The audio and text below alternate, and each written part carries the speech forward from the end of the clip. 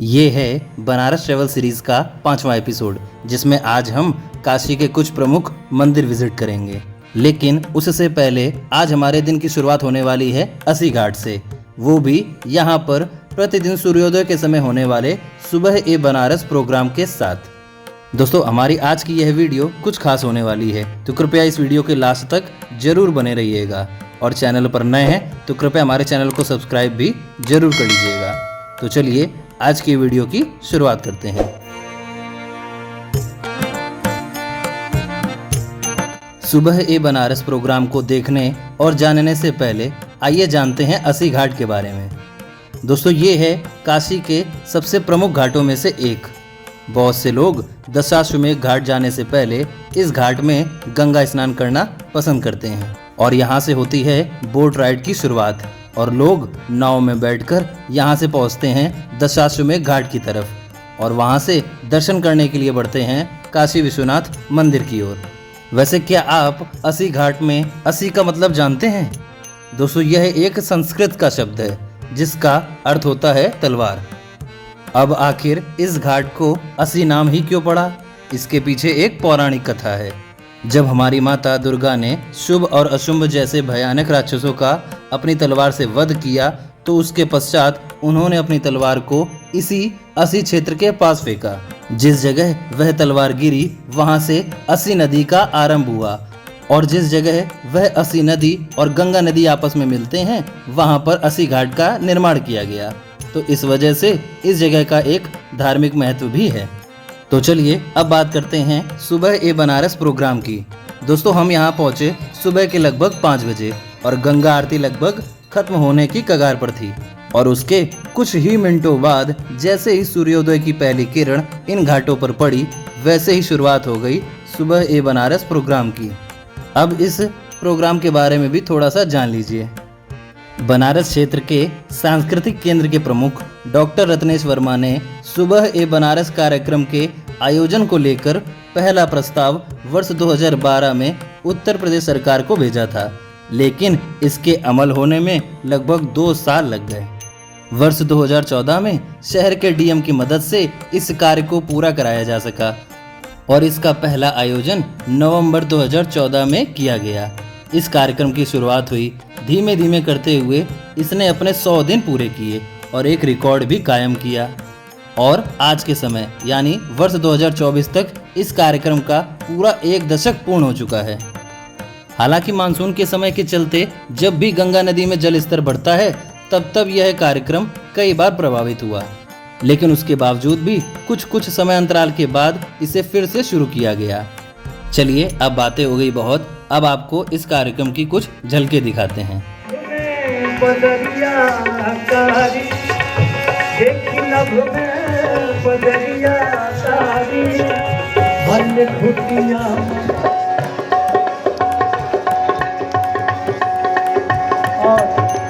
सावन लगे सुहावन बरसे झिमिर झिमिर पानी सत्यम शरीरम दयानाथ का चित्रपट करते हुए बांधता है, जिससे बस्ती संबंधित तमाम विकृतियां एंड 4 चौथी बार नाम है अर्ध मत्स्येंद्रासन। गाने पीठ को 1 2 3 4 वाह। 5वीं बार दोनों पैर में गए। आप करेंगे 10 बार अर्ध, दोनों हाथ को लाग करके ऊपर। अब बात करते हैं कि एक आम यात्री यदि अस्सी घाट पर सुबह सुबह विजिट करने आता है तो आखिर उसे यहाँ पर क्या देखने को मिलेगा। देखिए, यहाँ पर बहुत से सांस्कृतिक कार्यक्रम आयोजित किए जाते हैं। योग सत्र तो इसमें रोजाना शामिल रहता है। कुछ भक्ति गीत भी चलाए जाते हैं जो कि बनारस की सुबह को 4 चांद लगा देते हैं। कुछ प्रमुख अवसरों पर प्रमुख क्षेत्रीय उत्सव भी मनाए जाते हैं, जिसमें आसपास के शहरों से बहुत से कलाकार यहाँ शामिल होकर अपनी कला का प्रदर्शन भी करते हैं। कुछ प्रमुख नृत्य का भी आयोजन यहाँ पर किया जाता है, जैसे कथक, और शुरुआत में गणेश वंदना और समापन के समय ठुमरी। फिलहाल अभी आप नोटिस कर रहे होंगे कि यहाँ पर इस समय योग सत्र का आयोजन चल रहा है।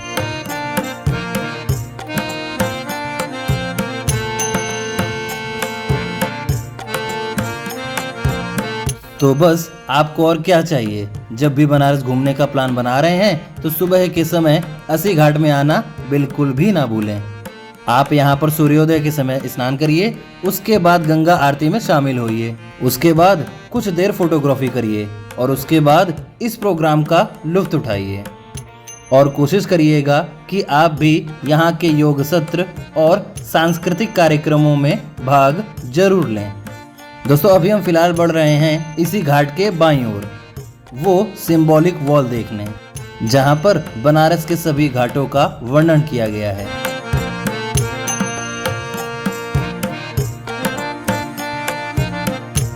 दोस्तों ये है वो सिंबॉलिक वॉल, आप देख सकते हैं यहाँ पर काशी के लगभग सभी 84 घाटों का उत्तर से दक्षिण दिशा तक का वर्णन किया गया है।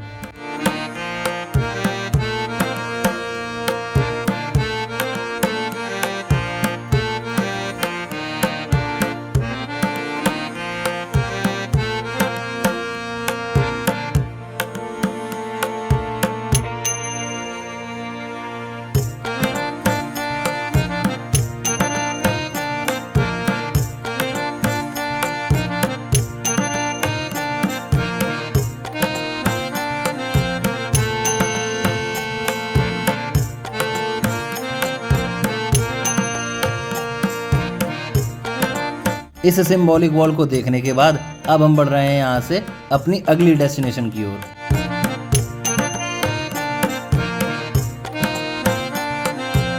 अस्सी घाट से थोड़ा आगे बढ़ते हुए रिक्शा वाले भैया हमें ले आए वनखंडी महादेव मंदिर में, जहां बनी इस बड़े से शिवलिंग की आकृति बहुत से लोगों को अपनी ओर आकर्षित करेगी। बताइए, है ना ये खास मंदिर? जय भोलेनाथ। आप सभी भी इस मंदिर को विजिट कर सकते हैं और यह स्थित है बदैनी क्षेत्र में। उसके बाद हम पहुंचे BHU लंका रोड पर और इस चौराहे के ठीक इस किनारे पर स्थित है संत रविदास गेट, जिसके ठीक सामने यह जो रोड आप जाते हुए देख रहे हैं दोस्तों, इसी रोड किनारे काशी के लगभग सभी प्रमुख मंदिर आपको देखने को मिलेंगे। वैसे काशी में सैकड़ों मंदिर हैं, लेकिन उनमें से कुछ प्रमुख के ही मैं आपको दर्शन कराऊंगा और बाकी के बचे कुछ मंदिरों को अगले वीडियो में विजिट करेंगे। इसी क्रम में बढ़ते हुए हम सबसे पहले पहुंचे संकट मोचन हनुमान मंदिर, और ऐसा कहा जाता है कि यह लगभग 400 साल पुराना है। गोस्वामी तुलसीदास जी को इसी स्थान पर हनुमान जी ने दर्शन दिए थे, जिससे प्रसन्न होकर तुलसीदास जी के आग्रह पर हनुमान जी यहीं पर मिट्टी स्वरूप में विराजित हो गए। इसके पश्चात स्वयं तुलसीदास जी ने ही इस मंदिर का निर्माण करवाया। फिलहाल यहाँ अंदर फोटोग्राफी और वीडियोग्राफी अलाउ नहीं है, तो मैं आपको अंदर की फुटेज तो नहीं दिखा सकता, लेकिन बाबा के इस स्वरूप को आप देख सकते हैं। कुछ इस तरह विराजमान हैं बजरंगबली बाबा इस मंदिर के गर्भगृह में। चलिए यहाँ से बढ़ते हैं आगे की ओर। दोस्तों, संकट मोचन मंदिर के बाद कुछ ही मीटर दूरी पर स्थित है यह त्रिदेव मंदिर, और इसका इतिहास कुछ ऐसा है कि इसका निर्माण 18वीं शताब्दी में मराठा शासक बाजीराव प्रथम के शासनकाल के दौरान किया गया था। दोस्तों, यहाँ पर आपको राजस्थान के प्रमुख श्री सालासर बालाजी, श्री खाटू श्याम जी और माता सती के स्वरूप देखने को मिलेंगे, जिन्हें इस मंदिर में त्रिदेव रूप में जाना जाता है। दोस्तों, यहीं से कुछ ही दूरी पर स्थित है तुलसी मानस मंदिर। काशी के कुछ प्रमुख मंदिरों में से एक है यह मंदिर, और इस मंदिर को सेठ रतनलाल सुरेखा जी ने बनवाया था। पूरी तरीके से सफेद संगमरमर से निर्मित इस मंदिर का उद्घाटन उस समय यानी तत्कालीन राष्ट्रपति डॉक्टर सर्वपल्ली राधाकृष्णन जी ने सन 1964 ईस्वी में कराया था। दोस्तों, यहाँ की खासियत है यहाँ की दीवारें, जिन पर चारों ओर रामचरितमानस लिखी गई है, वो भी बहुत ही सुंदर ढंग से। चलिए, तब तक आप यहाँ पर दोपहर की आरती से पहले के कुछ अच्छे से विजुअल्स एंजॉय कीजिए और फिर बढ़ेंगे आगे की ओर।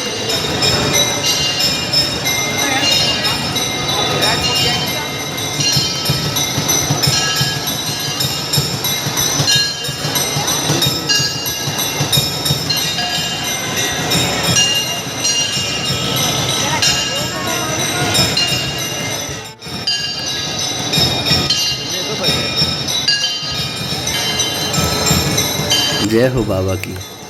यहाँ से कुछ ही मीटर दूरी पर स्थित है दुर्गा कुंड, जिसके किनारे बना यह दुर्गा मंदिर अपने आप में दर्शनीय है। आप यहाँ भी विजिट कर सकते हैं। वैसे यहाँ पर फोटोग्राफी और वीडियोग्राफी अलाउ नहीं थी, तो मैं यहाँ पर आपको विजुअल्स नहीं दिखा सकता। फिलहाल बढ़ते हैं यहाँ से आगे की ओर।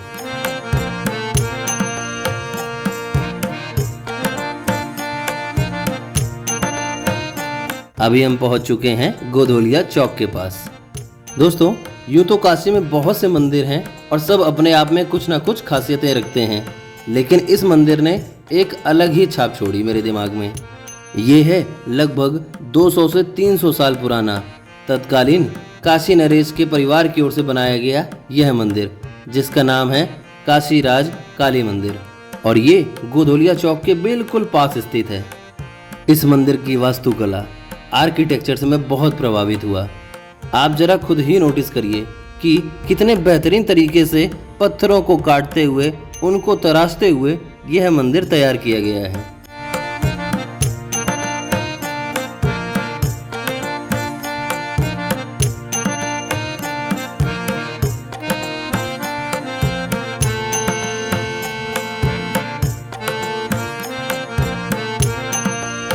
और यह बिल्कुल रथ के आकार सा प्रतीत होता है।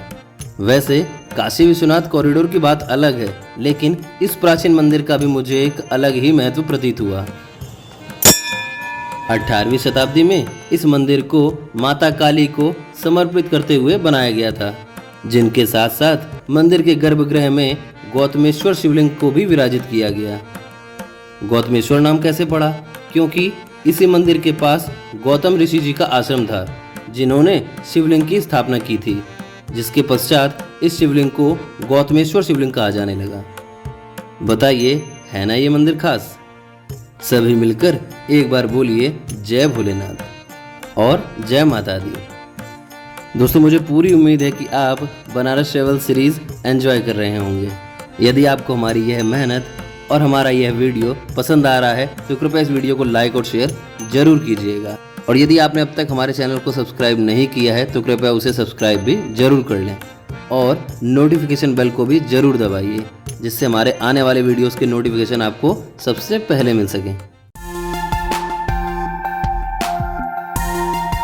दोस्तों, अब हम पहुंच रहे हैं काशी के कोतवाल कहे जाने वाले श्री काल भैरव मंदिर की ओर। यह मंदिर भी काशी के सबसे प्राचीन मंदिरों में से एक कहा जाता है और भगवान शिव के सबसे उग्र रूप यानी काल भैरव जी को समर्पित है। बनारस की इन कुछ पतली पतली सी तंग गलियों से होते हुए आप मंदिर की ओर पहुंचते हैं। जी हाँ दोस्तों, यह मंदिर बहुत ही डेंस एरिया में बनाया गया है।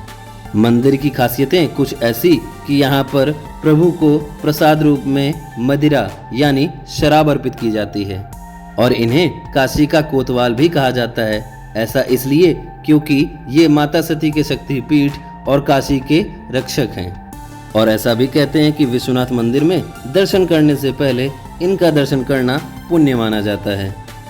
वैसे कुछ ऐसा स्वरूप है बाबा का, आप दर्शन कर सकते हैं। और यहाँ का भी सीन कुछ ऐसा था कि यहाँ पर फोटोग्राफी और वीडियोग्राफी अलाउ नहीं थी, तो मैं आपको मुख्य मंदिर के अंदर के दर्शन नहीं करा पाया, लेकिन आप यहाँ से बाबा के स्वरूप के दर्शन कर सकते हैं।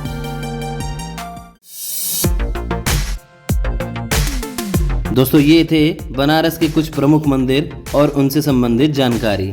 वैसे अभी मुझे आपको एक और मंदिर विजिट कराना है, जो कि हम देखेंगे अपने इसी सीरीज के अगले एपिसोड में। और बस बनारस ट्रैवल सीरीज के सिर्फ 2 ही एपिसोड पेंडिंग हैं। इसके बाद हम बढ़ेंगे एक नई ट्रैवल सीरीज की ओर। चलिए, उससे पहले मुझे बताइए कि आपको हमारा यह एपिसोड कैसा लगा। यदि आपको हमारी यह वीडियो पसंद आई है तो कृपया इस वीडियो को लाइक और शेयर जरूर कीजिएगा और चैनल पर नए हैं तो चैनल को सब्सक्राइब करना बिल्कुल भी ना भूलें। अब हम फिर मिलेंगे कुछ ही दिन बाद इस सीरीज के अगले एपिसोड में। तब तक के लिए बस इसी तरह सपोर्ट करते रहिए और देखते रहिए शिवराम कृपा व्लॉग्स।